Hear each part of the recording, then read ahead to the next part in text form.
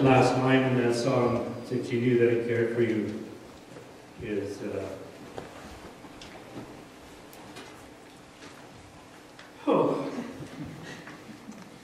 it's pretty significant, because I had come to the point of despair where I thought God didn't like me anymore. And we were at friends of ours in Winnipeg, and they were trying to convince me otherwise. And the next day we were at home,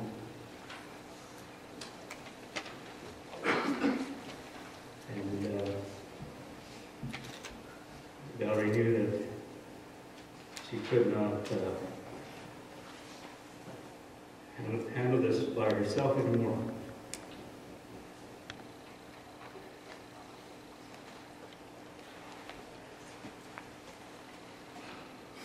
And so she called her sister Ella and my brother-in-law Wayne. If you get married in the Penner family, you have to be named Wayne.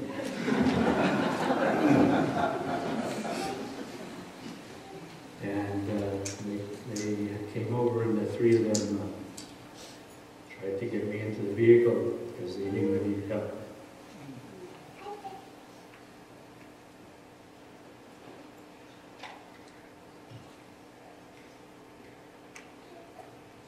And I was not going to go.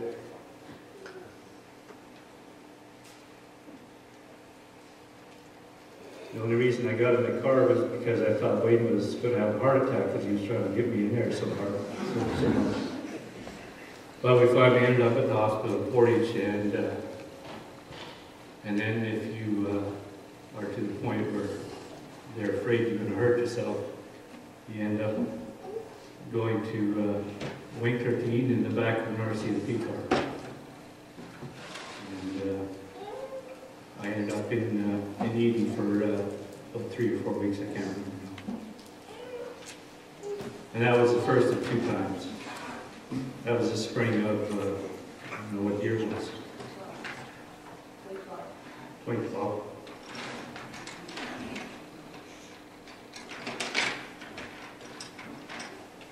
And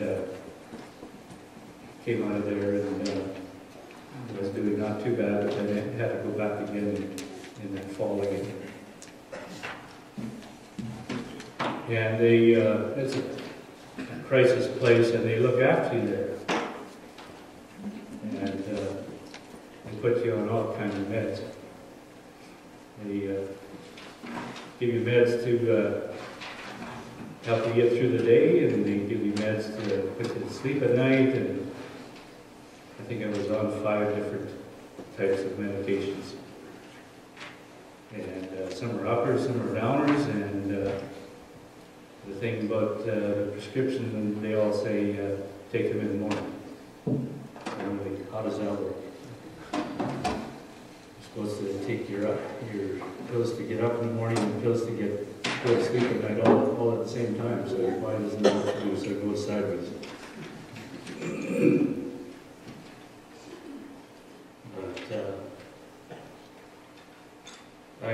I was in the drugstore here in town just the other day, and I was talking to Baggett. I was getting some vitamin C. And because, wouldn't you know it, I've been fighting a bad cold since last Friday.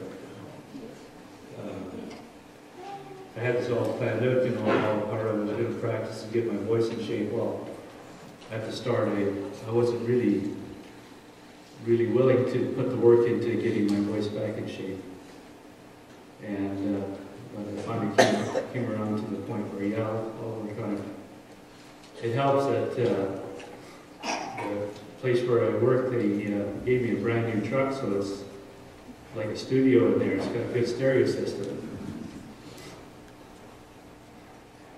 But anyway, I got this cold last Friday, but we went up to Flin Flon to see the grandkids. See, one of the things that happens when you go through depression is, one of the results of that is you have no emotions. And when our granddaughter was born, we went up there, and I felt absolutely nothing. But I'm making up for that now.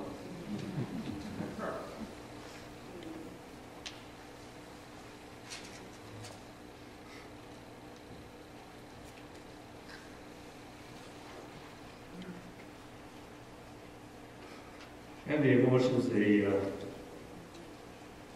kind of sneak up on you when you're not ready for them. But that's okay too. I'm going to play a little video clip that explains this a little bit better than what I can do, so we'll do that right now. It is a joyless, there is no emotion. Black, and that is the only, when people talk about depression, they talk about a black hole. Because that's what you feel, that you just got dropped into a black hole. You get agoraphobic, you don't want to be around people, loud noises upset you. I couldn't read. The sequencing of ideas, I couldn't read. I couldn't watch a television show, I couldn't read a paper. You start spiraling. Because you start fretting about what this thing is that you're thinking about that nobody can analyze it. You get despairing because there's nothing you can get at the offset that can fix this. And so it's a hopeless, despairing spiral you start going into. Insomnia, I couldn't sleep from May until November. I couldn't sleep unless I had something that would just knock me out. You would get 4 hours of sleep, you would wake up, and you would feel this thing crawl onto you. And you didn't know what it was. It is scary, it is lonely, and finally, like I said, I've been to the hospital twice. And now, all of a sudden, it went from the physical to the emotional. And the two things my wife says you need to do, I would never do because I didn't need it, because I was the Iron Man. All right? I produced guys like, well, these, all right? All the good Bible guys down here. So I didn't think I needed it, but my wife said, you need to go to a doctor. And you may need to go to somebody who can counsel you. Well, I've always been on the other side of the counseling table. I know what the guy's going to say before he says it. I make my living telling everybody God's will. All right? And you want me to go to a counselor. And so I didn't until finally it just kept escalating. It just kept escalating. Worse and worse. And I just kept waiting for this stuff to break. And there was just a deep despair. And there was no reason. He's a pastor in a church in the States. And so depression can hit many people. I don't know if you've seen those ads on TV, you know, it says depression hurts, and then it says everyone, you know, I didn't know it at the time, but lots of people were suffering along with me. And so many people helped along the way. I wore my red shirt this morning because I didn't know it at the time, but I said I only wore black during that time. So I wasn't going to get dressed up in a dark suit today. And this type of thing, it doesn't just happen overnight. It takes a long time to get to that point. I had one guy ask me, well, what finally brought you out of it? And I couldn't really give him an answer. I think as long as it takes to get down to that point, you also get out of it, and eventually, in my case anyways, I was able to get out of it. I have joy in my life again.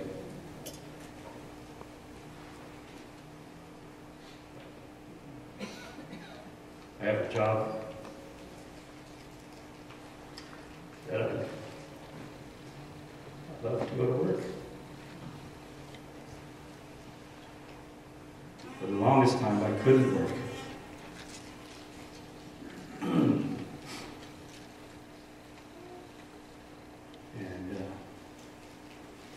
my brother Ernie will never believe this, but I've turned into a morning person. when we were growing up on the farm, he would try to get me out of bed to help go get the cows in the morning, and I'd say, that was a lost cause. But a couple of weekends ago was my weekend to work, and I set my alarm for 6:30. And at 4 o'clock, I'm up in the morning waiting to go to work. And we had just bought some, what is that place? Snowmobiles. Oh, okay. I thought it was a phone. Where was it? Oh yeah, we just bought some bar stools for Longer Island, and so here I am at 4 in the morning, Sunday morning, and I'm out in the garage putting these bar stools together. There he goes again. And it was still too early to go to work, so I had my breakfast, and I made my lunch, and it was still too early to go to work, but I got in my truck anyways, and I was loading west of Brandon, so I drove to Brandon and went to Tim Hortons. But my alarm goes off in the morning now, and I jump out of bed. And it feels good.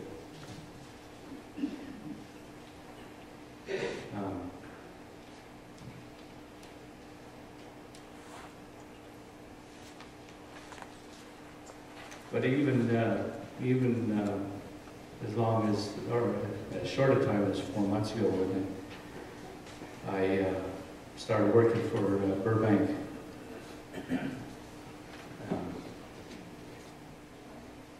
It was still, you know, when you go through depression, one of the things that you just want to do, you just want to go to bed, you know, and getting up in the morning is one of the things you don't look forward to. But I started for Burbank, and at that time, I didn't even turn my radio on during the day. I just wasn't interested in music. That's one of the things depression does for you. It takes away things that you enjoy doing. And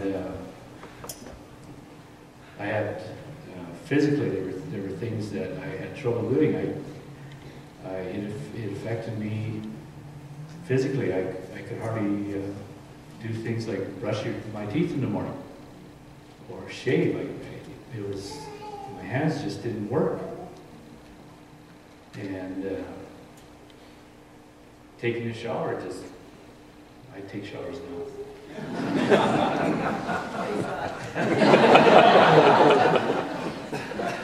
But I thought I had a stroke or something because my hands just didn't want to work. And I finally got to the point where I hadn't worked for a long time, but I think we got down to $47 in my bank account. And I had to go to work. And I finally got up the gumption to pick up the phone and called Burbank. I didn't know what I would do. The only thing I thought of was I'd go back on the road, go trucking again, but I just did not want to do the long distance hauling anymore.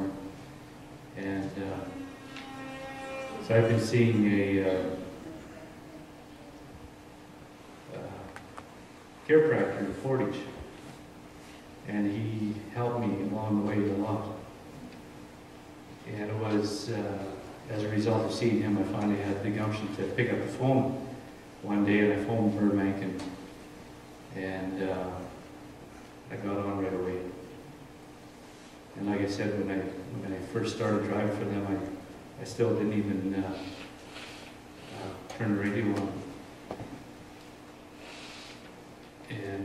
But then they gave me a brand new truck to drive, and it was quiet in the cab, and it had a good stereo system, and I started slowly listening to music again. And started feeling the urge to share my story. We had gone for counseling to see Mr. Al Friesen. And one of the things that he had said to me was, I think you're going to be required to share your story. And I felt at the time, well, you've got to be kidding. I'm not going to do that. But it's come to that point, I guess. There were so many people along the way that had and they probably didn't even know it at the time, that they were having an impact into helping me get over this. And one couple, after I got out of Winkler that spring, they wanted me to put stone on their house, and I said I was installing stone at the time. And I said no. And they kept urging me to do that, and I kept saying no. And then I finally came around to thinking, well, maybe I could do that job. And so it was people like that helped me along the way.